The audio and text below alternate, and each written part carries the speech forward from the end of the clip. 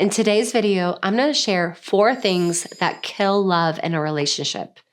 As a couples therapist who's worked with many couples over the 10 plus years I've been licensed, I notice that there's 4 things that come up in a relationship that tells me there's a loss of love, there's a loss of commitment, and that the relationship is in danger. And maybe that relationship needs to end. But if you're watching this, then maybe you're seeking to improve your relationship and make sure that you're not hitting one of these 4 patterns that ultimately ruins relationships. Just a reminder, hit the subscribe button if you find value and you want to see more.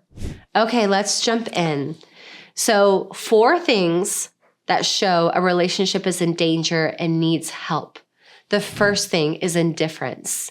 When there's indifference in a couple that I'm working with, it means that the pattern, the maladaptive pattern, has happened for so long that one or both people have lost hope that there's going to be any change. When someone feels like there's nothing they can do to change a relationship, the first thing they'll do is get indifferent. They'll cut off, they'll blunt their emotions. And what can be really damaging about this is there's maybe no fights in the relationship, but there's no joy either. And so someone can easily go in their relationship and say, well, we're getting along, it's good enough. But when they really get into their heart, they realize, but it's not working. Just because there's an absence of argument doesn't mean there's an abundance of connection.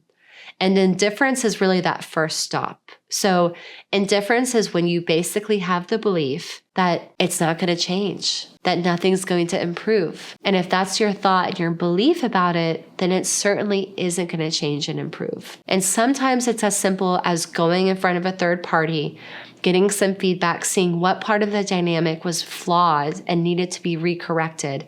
And maybe just that correction allows you to have a little bit of hope. Indifference is a really bad state to be in because on the other side of indifference is apathy and then numbness. And that's not the way to live a really joyful, aligned, beautiful life. We have to care. And the more we care, the more we're aware. And I understand the defense mechanism of indifference can bring a little bit of ignorance is bliss. But long term, you're going to be missing out on a really true connection. And maybe with the person you're with right now isn't the person that you're supposed to be with, and that's okay. But realize indifference is a sign that the relationship is being very impacted, that it's not working, and that the love is dwindling. So indifference is the first sign that you have to be on the lookout for. The second one is neglect. Now, this is related to indifference, but indifference is kind of a numbness, like a blasé, not really caring. But neglect is when you know your partner has needs and has desires and how they're supported, and you're not doing anything to give to it. So neglect is one step worse, where it's not just neutrality and indifference, it's actual pulling away energy. So almost like ignoring. And this can be so powerful because all of us in childhood, if we were neglected, then this really hurt our sense of self. That attachment early on is so important to our well-being. And so neglect is like this mechanism that once we feel it, even if we haven't experienced it with a caregiver, it brings such a level of hurt, of betrayal, of insecurity in us. And so if one person's neglectful and the other person is feeling a loss of identity and a loss of esteem because of it, then that cycle and that dynamic can really spin out of control really fast. And it can be really long-lasting and damaging. And so if you're noticing you're feeling neglected and that your partner isn't doing anything to meet you halfway or even come into the general direction of trying to support you, you have to really consider what that means for you. And if you're the person feeling really neglectful, that you just have lost care, that you don't want to put energy into this person, then you really have to be responsible and take ownership of letting that person off the hook, because long term, it's severely damaging to someone's self-worth. And It's okay if this person is not the person we really want to be with. It's not okay to abuse them and neglect them, because everyone, when we experience neglect, it does something to us. It's a true trauma. It hurts. And so just be aware of if you're noticing neglect on either side in your relationship. The third is violence. And now this can be the overt signs of violence, like domestic abuse, control, manipulation, but also microaggressions. So how we handle little communication discourse in a relationship. And let me give you an example of that. One of my clients, they're talking about reorganizing their kitchen, and that their partner came in and they noticed that they were reorganizing, and that the thing that they said was, it kind of looks bad. Like, it doesn't really make sense. And with an energy of like disgust and negativity. Now, that occurrence, if it's the single occurrence, you can manage that and you can write that off.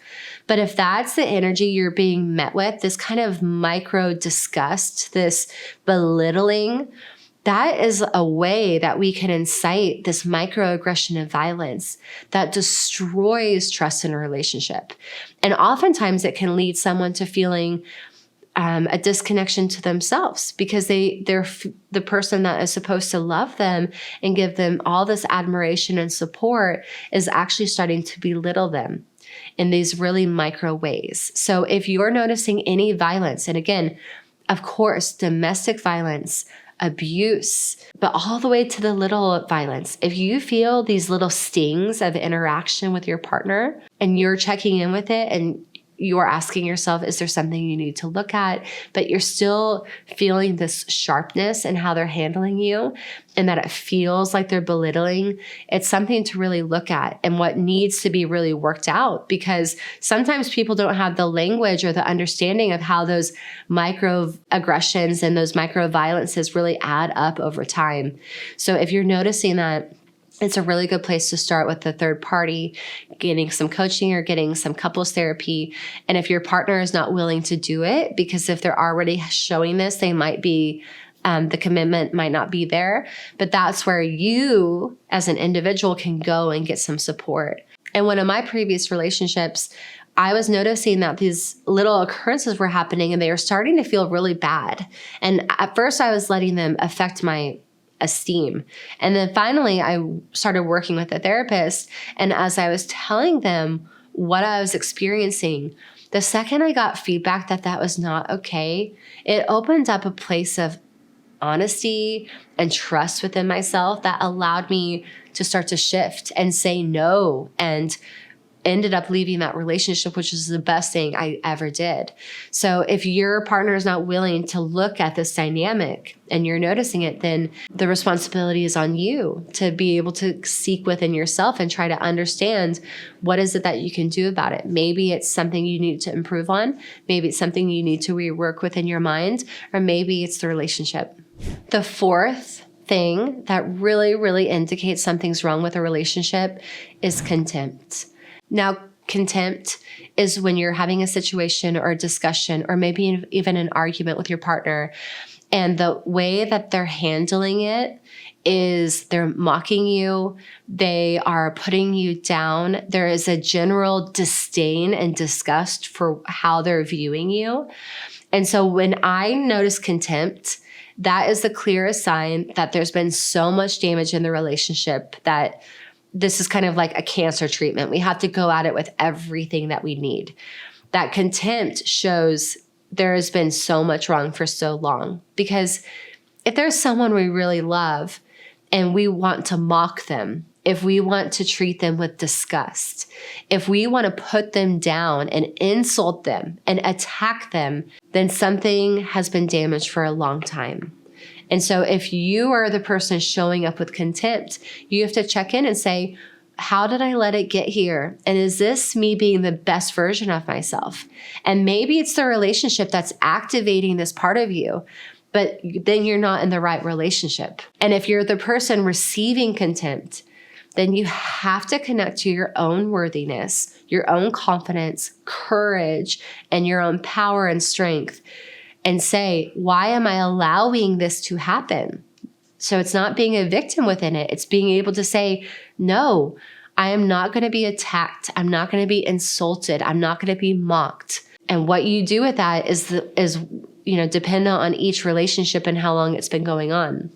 If I'm working with a couple and there's been contempt showing for a long time, sometimes that means there's been way too much damage.